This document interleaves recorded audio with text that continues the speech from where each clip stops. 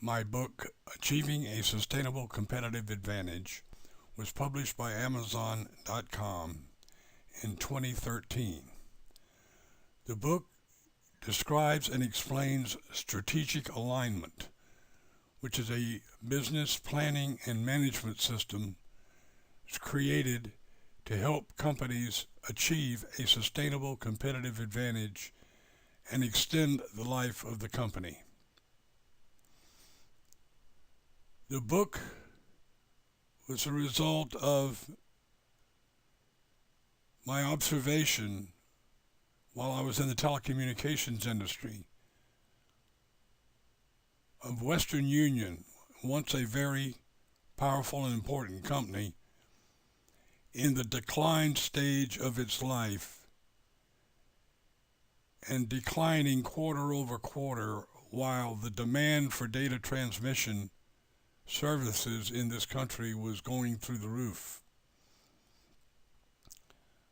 I soon saw other companies in the telecommunications industry and elsewhere suffer the same fate. I conducted further research and discovered a study undertaken by Shell Oil Company about the life of a company. Their study showed that the average life of a company is 40 to 50 years, which is less than the life expectancy of humans. As an example, if you look at the 1970 list of Fortune 500 companies in the U.S., by 1983, 1/3 of them were gone. Also, family-run businesses, only 30% of them make it into the third generation. So if a company installs strategic alignment, almost immediately, like within months, they will see an improvement in morale, an improvement in decision making, and an improvement in financial results.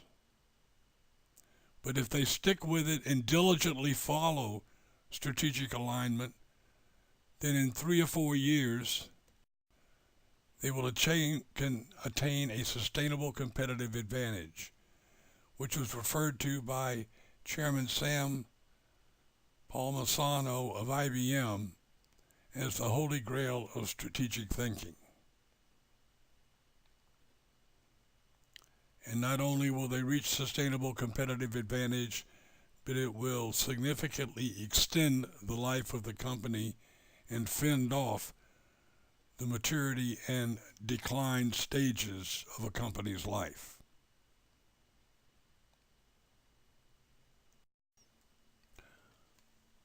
So what is a sustainable competitive advantage? The vast majority of companies today are constrained in how much they can charge for their products or services because of competitive pressure. A few companies, however, have given their customers reasons other than price to buy from them. And these companies have achieved a sustainable competitive advantage. They earn higher margins, especially higher gross margins, than most of their competitors. The impetus of this book started when we looked at corporate America and saw that many companies were founded, they grew up, some of them to the top of their industry, and they would thrive for a while, and then suddenly begin a slow decline, which was apparently irreversible. And eventually they would die or through bankruptcy or get acquired. The companies on this list are just a very few examples of this phenomenon of the corporate life cycle.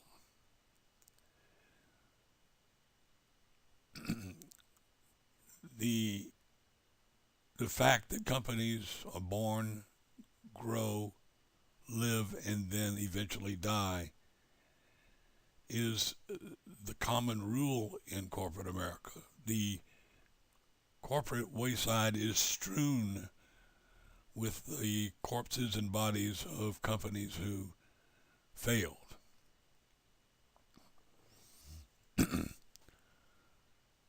As a matter of fact, companies who begin the decline and are able to reverse the decline and continue and thrive, companies such as IBM and GE a few years ago, are the exception, not the rule. But there are also some companies out there who appear to have found ways to avoid that fate, and they have achieved sustainable competitive advantage and are thriving today. This lists some of them. This list is not intended to be all-inclusive. You may know of some companies you think should be on the list. If you do, put them on your list.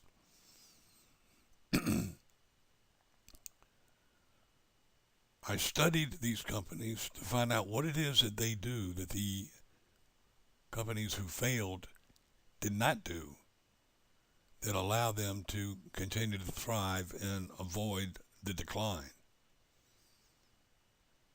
And I discovered that these companies follow most, if not all, of 7 guiding principles. Let's discuss these principles quickly. Number 1, successful companies keep their central focus and top priority on the customer and the customer need.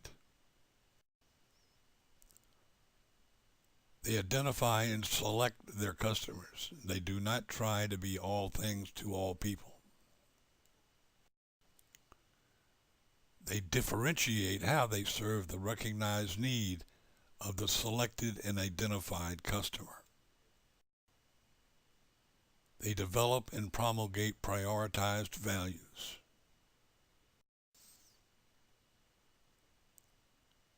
All of their decisions, initiatives, plans, procedures, policies, actions, and reactions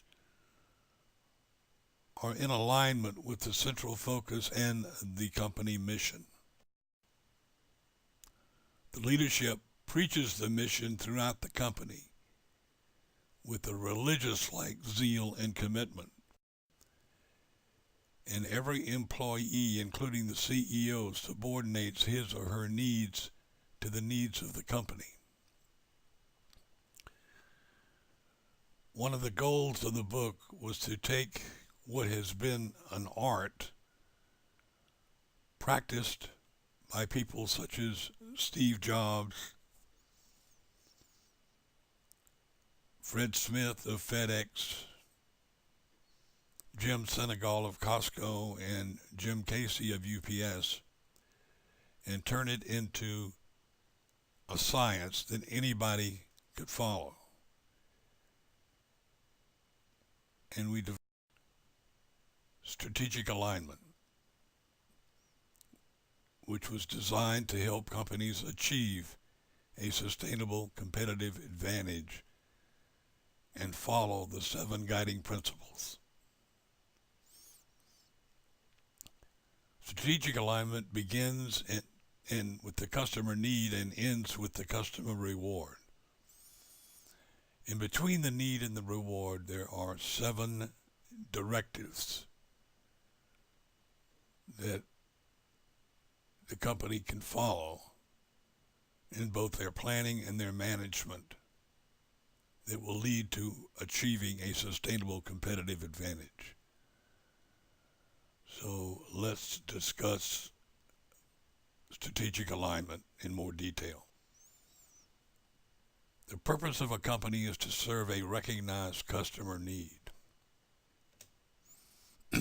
This must be a real need, not a need that exists just in the mind of the executives of the company, but it must be separate and apart, and it must be a need that is recognized and understood by the executives of a company, but not created. Of funded startups that fail, this is the number one reason why they fail. 40% of them fail because when they got their product or service to market, there was no demand, or there at least was not enough demand to make it scalable. The customer need was created in the mind of the company, and it did not exist outside of their mind. This is the number one obstacle to success.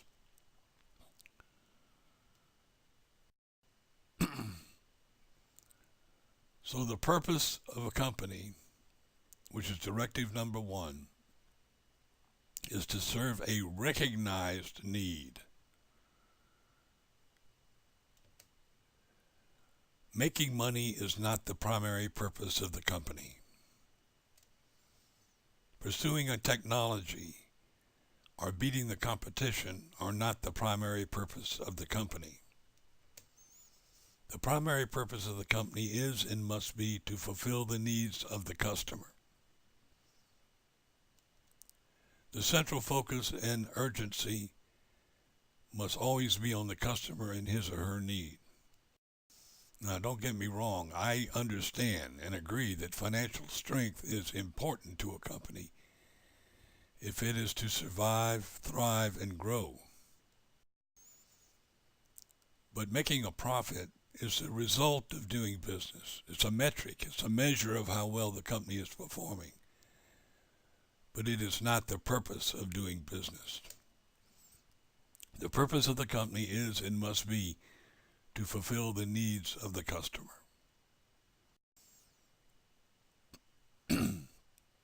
After purpose comes a mission statement. And this is not the mission statement that you see hanging in the lobby on the wall of most companies that says essentially we will be the best at what we do and our employees are our most important asset. In strategic alignment, the mission statement is 1.5 to 2 pages, single-spaced, and is a well thought out, hard-hitting statement of who the customer is, what that customer expects from you, what specific products and services you will deliver to the how the products and services will be delivered, and how your company will be different from other companies who offer to serve that customer. The mission statement is the heart of strategic alignment. And differentiation is the heart of the mission statement. When I ask companies how they are different, by far the number one answer I get is that they are smarter. I presume they mean they're smarter than their competitors. But whether or not they're smarter is not the issue, and it doesn't matter because the customer doesn't care whether they're smarter or not. The customer cares of only one thing: how well the company meets and fulfills their need.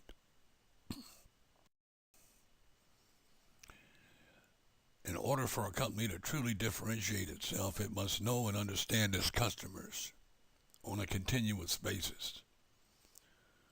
Strategic alignment forces leadership and management to focus fiercely on the customer and the customer need. This is a never-ending task and a never-ending process.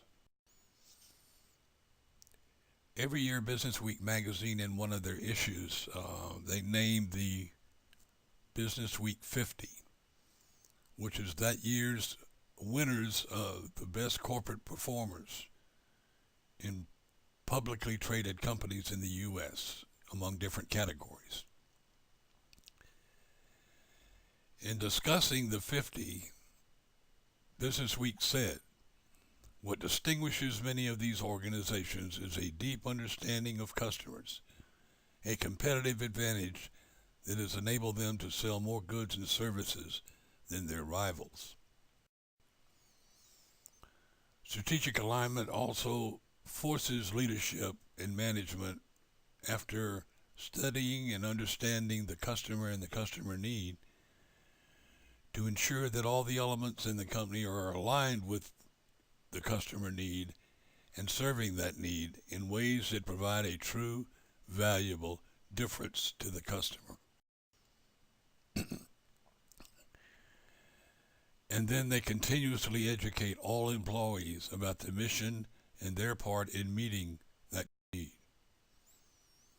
The mission must differentiate how the company will serve the customer need in ways that have real value to the customer.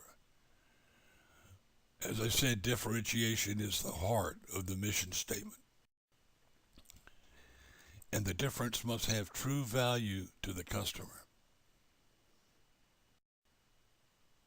As a matter of fact, the entire management philosophy and methodology of strategic alignment derives from one central tenet.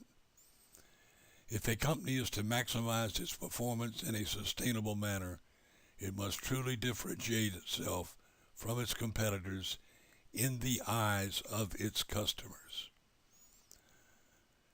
Moreover, this differentiation must be real, visible, and understandable to the customer, and the difference must have real value to the customer.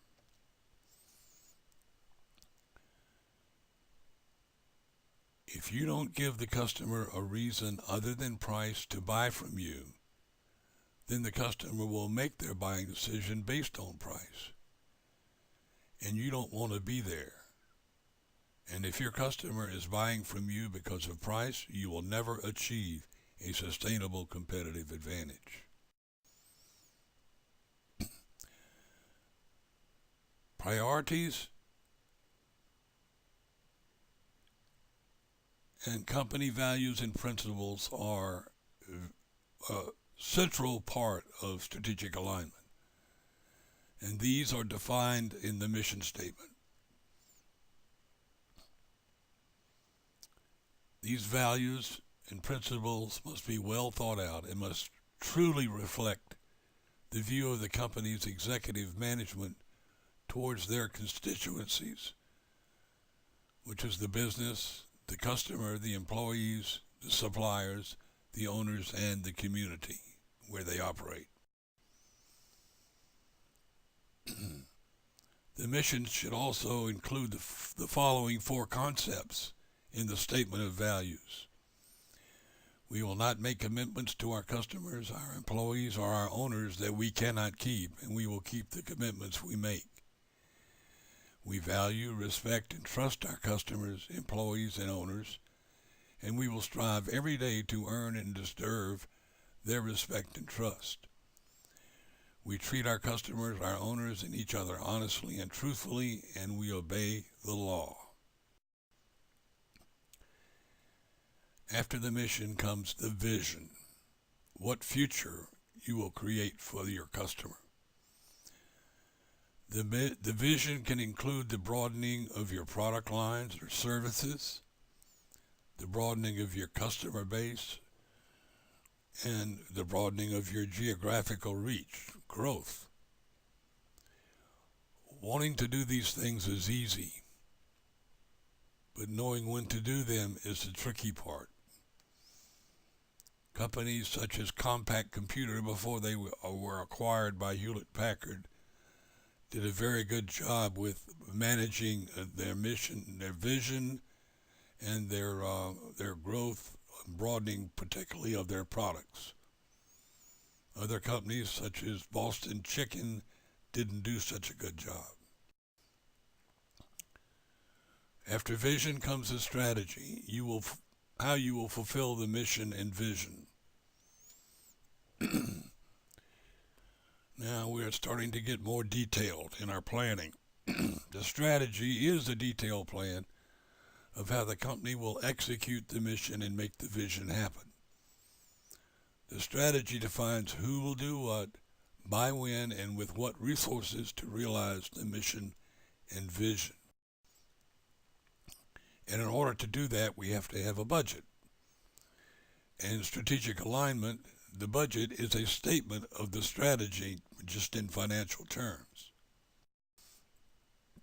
Taken together, the mission, vision, and strategy constitute the leadership directives and are the responsibility of the company's leadership, primarily the CEO. And this is why the subtitle of this book is The Playbook for the CEO. After strategy comes structure. And the structure is everything in the company that is written down, like the business plan, the budget, manuals or handbooks, org charts, compensation plans, training manuals, curricula, quality programs, policies, and procedures. Now we're starting to put meat on the bones, and as you'll see here, all of these directives are aligned with the mission. They all see the mission.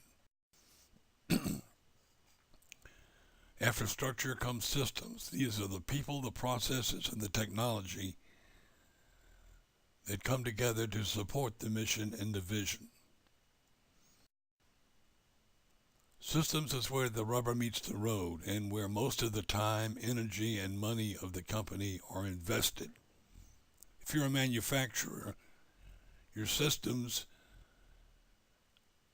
include the acquisition of all your raw material and parts.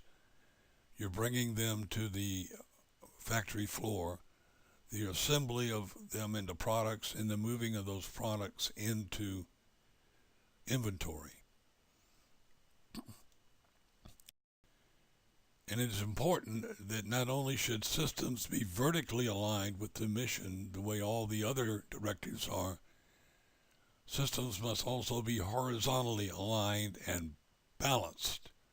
The people, the processes, and the technology must all be balanced among themselves. One common mistake that companies make is that they invest in new technology for systems, but they do not invest in the people and the processes to update them to optimize the use of the new technology. So what they've done is increase their investment in technology, and the result is that productivity goes down, not up. So this is important because systems will be no better and no more effective than its weakest component. After systems comes performance. This is the actual product or service that is delivered to and paid for by the customer. And this is primarily what the customer sees of the company.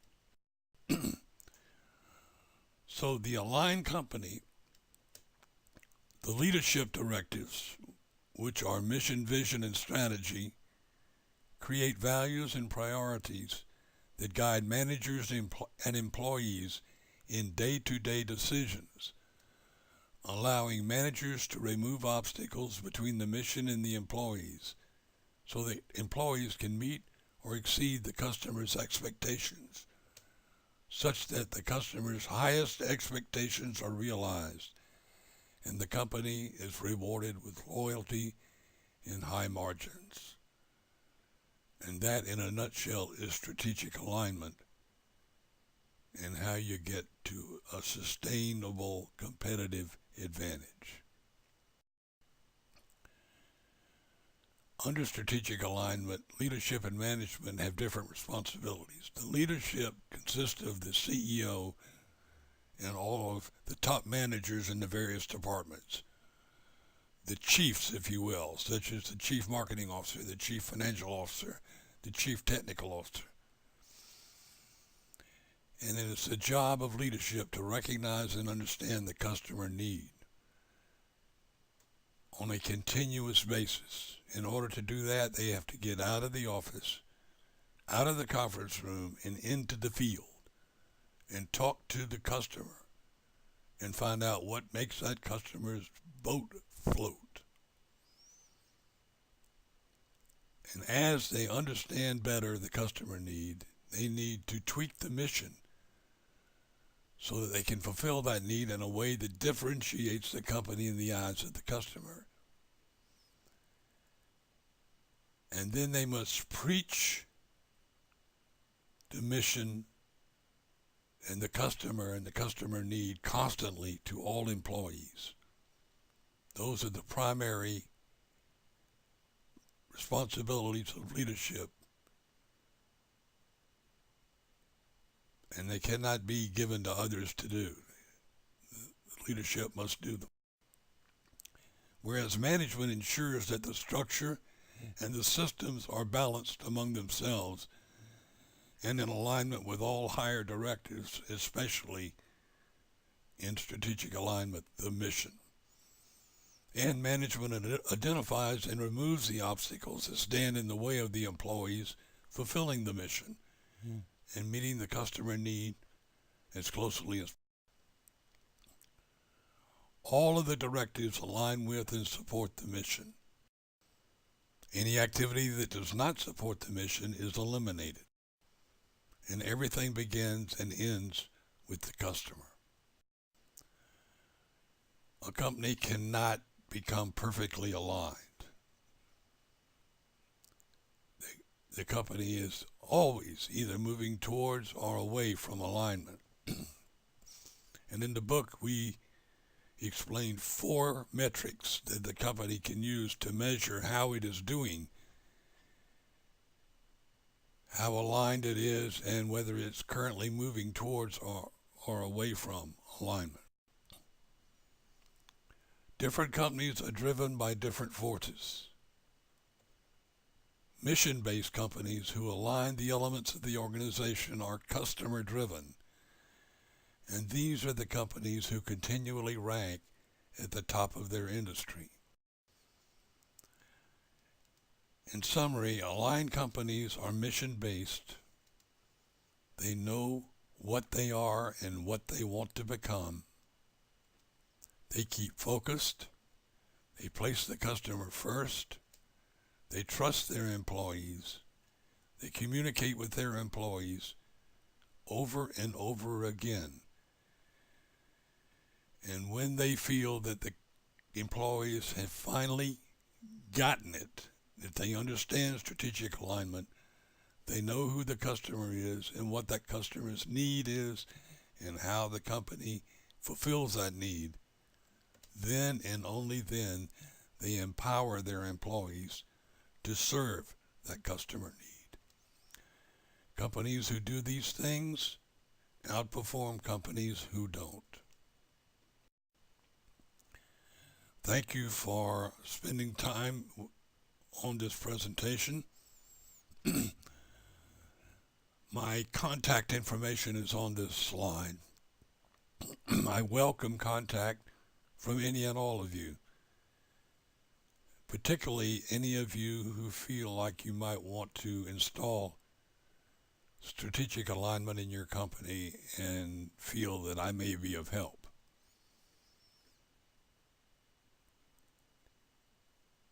So please contact me. I prefer emails. And thank you again.